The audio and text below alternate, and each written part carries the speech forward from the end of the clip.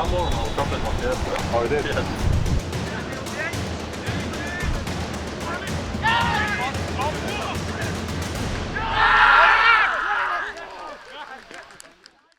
Welcome back to another This Week at Stretford Paddock. And today I wanted to talk to you guys a little bit about fan ownership.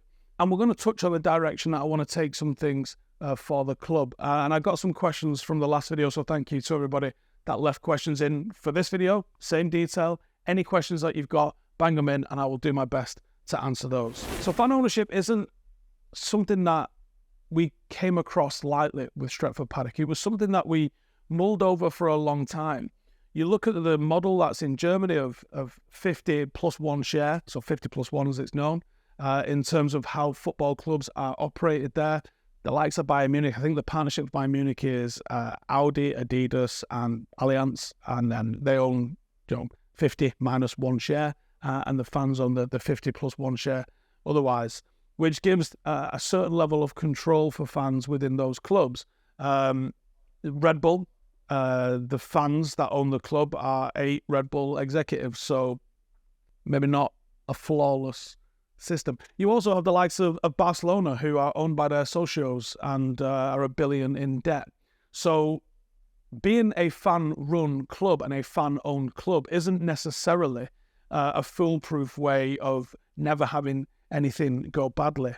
But I was determined to put a football club into the hands of fans. And it's been done. It's been done by a lot of clubs in England, very obviously by FC United. And I've looked into, I was a founder member myself of FC United, and I've looked into how they do their democratic process and how they ratify certain things and how it goes into their constitution. I've taken a lot of inspiration from what FC United have done. But I want to do something different. And I want to do something that focuses on helping develop youth in Manchester. That's where I want to take this. I'll never replace Manchester United for me. Manchester United are my first love and my only love when it comes to professional football. My kids have played for Droylsden, Medlock Rangers, and Clayton Villa, I think.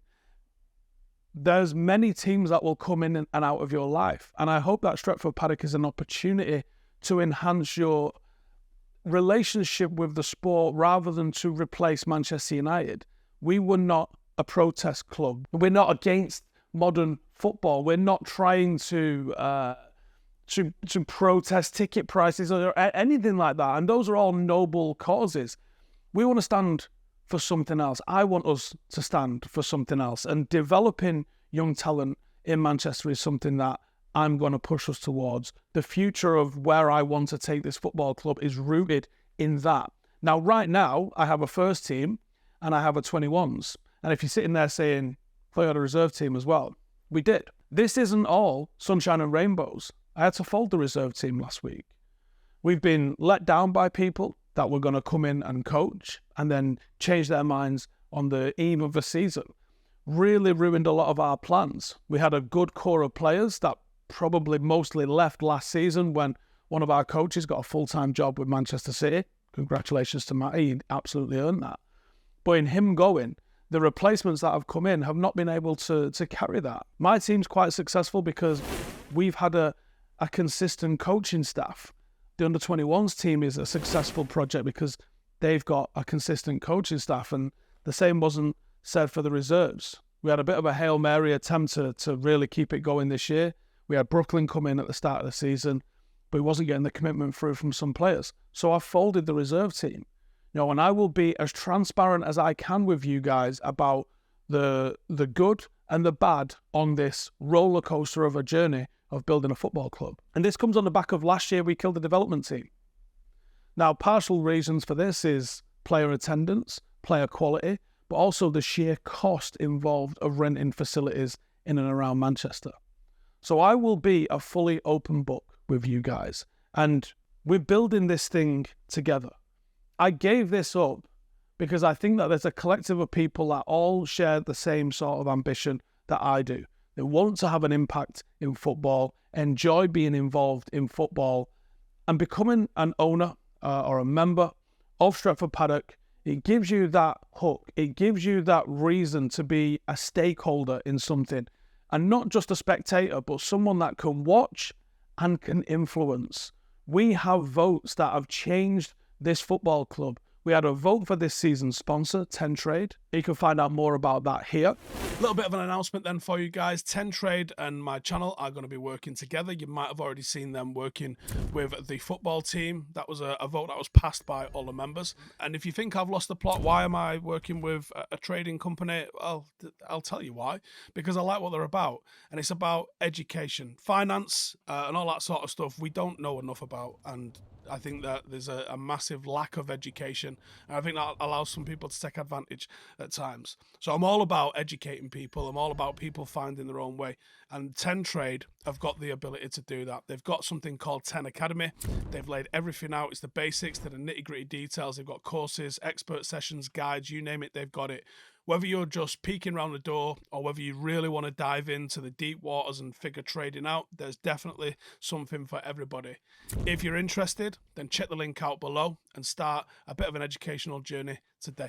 We had a vote for this season's kit design, but one thing that I was extremely proud of delivering was that we had a vote about sponsorship ethics.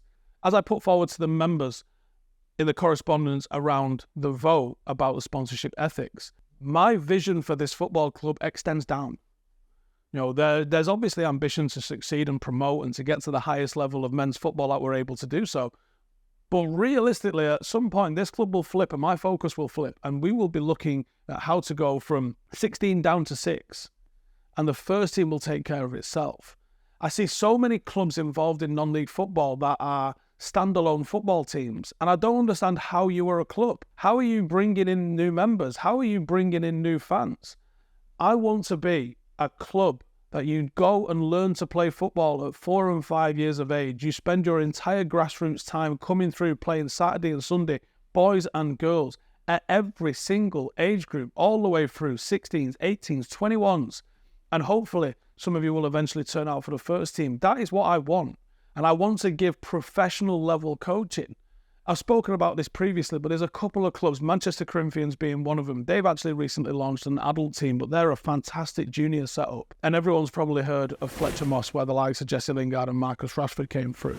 I want to replicate what those guys have got. I want to have professional level coaching. Well, speaking to Ash this morning, he's just been over in Holland with his school's team. And they won the game, but they said the technical ability on the opposition embarrassed his players. They won through power and kick and rush, whereas the opposition actually understood the game and played it to a high technical degree. And I see a lot of that at the level we play at, and I see a lot of that in British grassroots football. And I would like to have a hand in improving that. Selfishly, I'd like to make players that go on and play for Manchester United. You know, where are those players coming from? Is it the accident of someone's dad who's telling defenders get rid of it when they're pressed?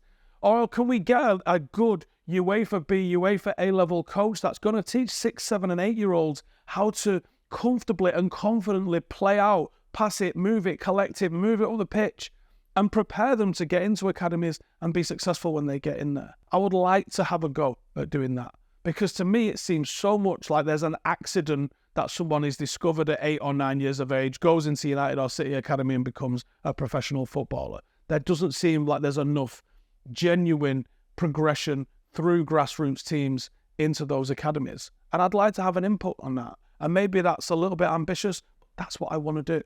And that's what I'm hoping Stretford Paddock will eventually represent. And that's why, to me, it was so important that one of the first fan votes that we put was the sponsorship ethics. Should we outlaw gambling and alcohol sponsorships? It brought up really interesting conversations. We had some guys on Reddit from Australia that said, well, alcohol and gambling is a massive part of the way we consume football over here. We wouldn't want to miss out on those revenues as a football club. The argument against it is, well, I would like the 6-year-olds to be wearing the same kit as the 26-year-olds. And you can't do that if there is alcohol and gambling involved. Ultimately, the resolution was passed with over 80% of the vote going in favour of outlawing alcohol and gambling sponsorships across all shows at all levels. And subsequently, we passed TenTrade into being a sponsor with well over 90% of the vote. There's way more that we're going to be voting on, and it's going to be coming out very soon as well. And fan memberships is open again. And I want to say to you guys, come and get involved. This is your opportunity to come and have a genuine say in shaping the future of football. And who knows, together we might create the new Marcus Rashford. We might create the new David Beckham. We might create the new Paul Scholes. It might come through Paddock. And I know I'd get an immense sense of pride with doing that. And I think you guys would as well. If you want to get involved, the link is in the description for monthly and yearly memberships. And what do you get for that? You get a say in running a football club. You get a say in a football club that has got ambitions to get to the highest level of non-league that we can get to. We're not here to overtake United. We are not going to get giddy and think we can get into the Football League. We just want to exist as a respectable level of non-league where it's a good stepping stone for players to be able to go on and have professional careers. We want to be part of the journey, not the destination. You're going to get the live games once we work the tweaks out of it. You're going to have an exclusive app where we can do the voting once we figure out what Elon Musk has torpedoed with the feeds on it. There's an exclusive members-only podcast. It's hosted by Nosa and Ronaldo. And when I tell you this is absolute chaos, it's absolute chaos, but it's very funny and it's very entertaining if you want to get involved with that. Starting today, I'm also going to be sharing in the newsletter the program from our match day that week. So you're not going to get it when we're away because we don't write a program when we're away, but when we're at home, you get the match program delivered straight to your inbox as well, so you can see some of the stuff that is going on in the programs. We think we're doing a lot, but we want your input. What more can we do? How else can we service you guys as a football community? How else can we take this club forward? We've got some very, very exciting news, which we are this close from unveiling. We want to tell you about where our forever home is going to be, but we're not quite ready to do that just yet. We need more of you guys to jump on board, more of you guys to help secure what will be the future foundations of a football club. And as we asked for in the last video, I asked for some questions, so I've got the questions right here. I'm going to go through some of these and see what you guys want. Hostad Digital says, what happened to the guy from Liverpool? He seemed like a good coach. Yeah, Pete was my coach for the first 2 seasons that we had. He was my assistant, and work just got in the way. We're an amateur football club. The nature of the beast is that work has to come first for everybody. Every single person involved with the football club is a volunteer. Baggy Board says, does the club have a board as well as members? If not, do you have a team around you helping you make those daily decisions? Yes, we have the members and we put out to vote, but we also have a committee. And on the committee, we have a lady called Claire, which I'm going to introduce Claire because Claire is, as operations manager, she's an absolute G. And I couldn't do half of the stuff that we want to do without Claire.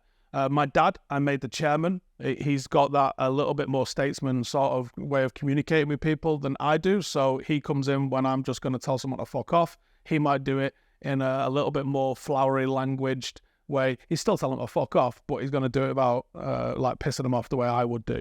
You've probably seen Dave loads. Dave's the club secretary. What he does is very in-depth in terms of dealing with the level of qualifications that we've got, as well as all of the paperwork. There's a lot of paperwork involved in running a football club.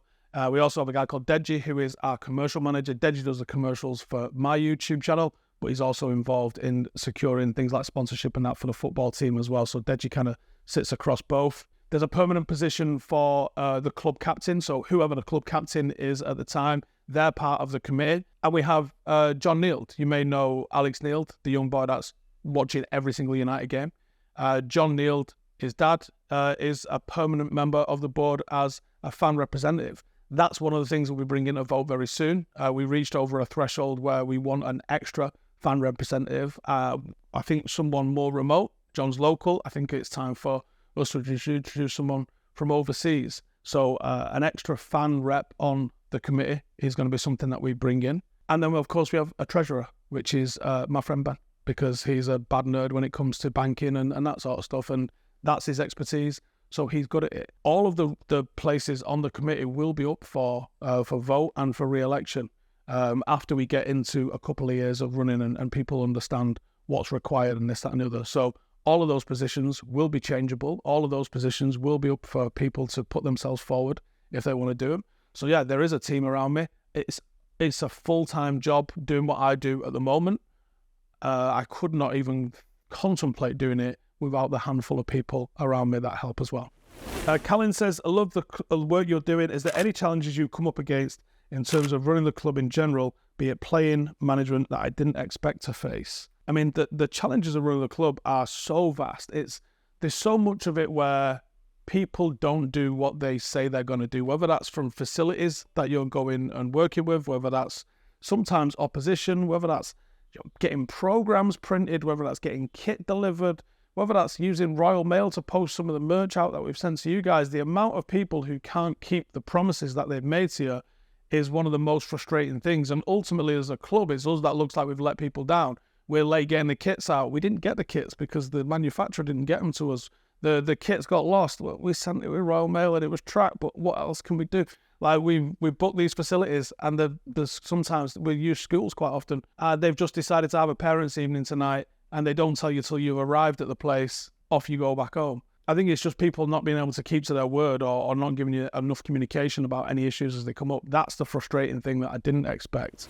Paul says, I enjoyed this. Thanks. One thing I would like to ask is how you're finding dealing with the football associations, either the FA itself or local. I shudder to think of the thought of that kind of bureaucracy. I found the FA have been very good with us and very supportive. They invite us to loads of different things and we go to them. I get the impression a lot of people don't go to some of the sort of workshops and events they put on. But myself, my dad and Dave, we go to these things because we don't have a clue. We are absolutely winging it. So any help that we can get, we love it. And I found that the FA, because we've been enthusiastic about going and getting this sort of stuff, have been really good with us. I think Manchester FA, I can speak to the higher-ups at Manchester FA like that.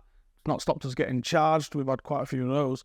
But we have a pretty good relationship where I feel comfortable enough to be able to go and ask them. We're pretty new to the Cheshire League. But all I will say is anyone that's getting involved in football in this area, the Lancashire and Cheshire League, I've never come across something that is so well run as them guys. They couldn't do enough for you. There was such a big help. If we'd have come into the Cheshire League, I think we'd have really struggled because it's differently ran and a little bit more strict on a lot of things. But the Lancashire and Cheshire League, while we were going through there, we came up against all sorts of dramas. And they were so cool in helping us out and getting through them and providing support and assistance. So, yes, I can imagine there's a lot of bureaucracy. We've not really come up against it, actually, and it's been quite refreshing. Brian says, what's Ash's actual role? So Ash's actual role is sporting director. The problem that we've had in terms of getting Ash down more frequently is match of the day, annoyingly, and also that the team that he trains, the junior side that he trains at the exact same time as the first team trained. So we've struggled in terms of getting him down. We are planning an extra Wednesday session just for Ash to come down, but we haven't booked that in. What Ash is doing, I will reveal to the members in due course and to the public a little bit later on. All I can say is it is exciting, and nobody has done, in England at least, what we are about to go and do. So stay tuned for that, because I think you'll be very excited once you find out. Roy Thompson says, Steve, how much of your training session is fitness versus technical, and is it fitness with or without a ball? So we have a member of staff called Aaron, and Aaron is athletic development coach. Now, Aaron is on a placement from Loughborough University, which is a top sports university in the Midlands. And Aaron is doing, I think he's doing a double degree in psychology, sports psychology, and also like personal training, strength and conditioning. So Aaron is responsible for those two elements. Together, we're working on a 12-point plan we want to see implemented in terms of the way the players handle each other, how they are socially, and the way they sort of interact with the staff. And I think it's going quite well. We're not the finished article, but I've been very impressed with what we've seen so far. And then if you see Aaron, he looks like a tiny Terminator. He's absolutely jacked. So he's really pushing the fitness side of the players. And it is fitness with and without the ball. A lot of the fitness that we do is quite short, up to 2 minutes of work time, because that sort of replicates what happens on a football pitch. There's a lot of walking, a lot of slow jogging, followed by extremely intense periods where we're charging about the place, whether that's pressing or trying to counter-attack. So the fitness that we do replicates that, but there's a lot of shuttle runs in what we do, and it's usually in teams. We try and keep it competitive in everything that we do. In terms of how much, it's difficult to say, because we try and do an 11v11 almost in every single training session, and that's usually a good 30 minutes. And I like that to be as intense as I can make that for 30 minutes, because that's how you learn how to play football. That's how you learn to take your 2v2 drills and your boxes and this, that, and the other. You have to play 11v11 to know how to play 11v11. I don't think that's the only thing you can do, and I know some coaches only play 11v11 and try and coach the way through that. I don't think you can do that. I think you have to use other methods. But what we'll typically do is we'll typically have a 10-minute activation at the start of a session. We will do a drill for maybe 10, 20 minutes, 15 minutes or so with Aaron, maybe 15, 20, maybe a little bit more technical or tactical, and then a 30-minute session at the end. That's about a 90-minute session, the way it gets broken up. So that's what we look to try and do. Obviously, the final 30 minutes is quite intense physically, and Aaron absolutely frags them when he gets the opportunity. Curse These Metal Hands says, how do you see the high profile of Paddock impacting the ability to make it to North West Counties level? So the high profile issue that we have is that we've become everybody's cup final. When the cameras come out, nobody wants to lose, and we tend to get the best out of every team that we play. And I had a great conversation offline with Spencer about this and how they've experienced with hashtag. And it says typically the first time and the second time that you play a team, they do get this cup final vibe. If they've played you 3 or 4 times, they'll realize that you are just a normal football team. Just because you're recording it doesn't mean anything. And actually, if you look up and down the league, so many of our opposition have a Veo camera or a similar camera and are recording their games and putting them on YouTube. They're just getting 9 views. No, they're not getting the thousands of views that ours get. Every single one of them has a Twitter. Every single one of them posts match day graphics. We're just doing it a little bit more extensive than they are. There's no different. We don't pay our players. We don't have this like open door access to academy talent. We've done bloody well for where we are in 3 years. But there's this perception out there of all sorts that, there's actual Premier League players playing in our league, not for Paddock, but we're the big deal. So it's frustrating on one hand, and I think the nature of the way some teams approached us last year, we only needed 2 wins to get a promotion last year. And that hurts because we should be in that division. And the teams that did promote are doing great in the division above. And last year we beat teams that are also flying high at the top of the Prem as well, which is 2 divisions above us. So I think it's just something we have to learn. But I think as we get to the North West Counties, I think the fact that we're filming becomes so irrelevant. I think there's more and more teams that film games, that have social media presence, that have, some high-profile players playing for them, and people don't care. The higher up you are, the less people care. So weirdly, I think we'll probably find it a tad easier as we go through the leagues. As we come up against teams that want to play football against us, we have a great game and we invariably end up on top. It's the teams that want to scrap and just go route one, full Tony Pulis against us that we struggle with. Right then, hopefully we've given you a little bit of an insight. As always, get as many questions as you want in the mixer. If you want to have an actual say in the running of a football club, we will never be sold. We will never be taken away from you. Check the links in the description. You can pay monthly now or you can pay yearly. And it's entirely up to you. See you in the next one. Hey, thank you for watching the video. If you are new around these parts, then don't forget to subscribe. My channel is proudly supported by my community on Patreon. If you'd like to get a little bit of extra content, a Discord group, meetups, 5-a-side games, weekly podcasts, behind the scenes, and even an occasional bit of transfer news as and when I get it, then for the price of a pint, you can show your appreciation for the content that we make and get some goodies for doing so as well. Check the link in the description or click the button right here. You'll also find all of my socials here too if you want to follow me on any of those platforms. Nice one.